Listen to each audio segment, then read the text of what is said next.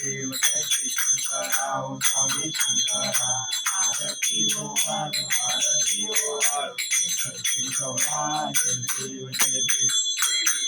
सागर देवी रामाने औचित सापडले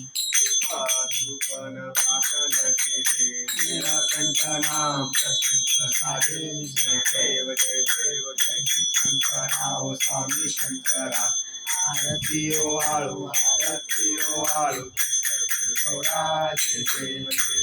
व्याघ्रांबेकरी वंदन सुंदर मदनारी पंचानन मनमोहन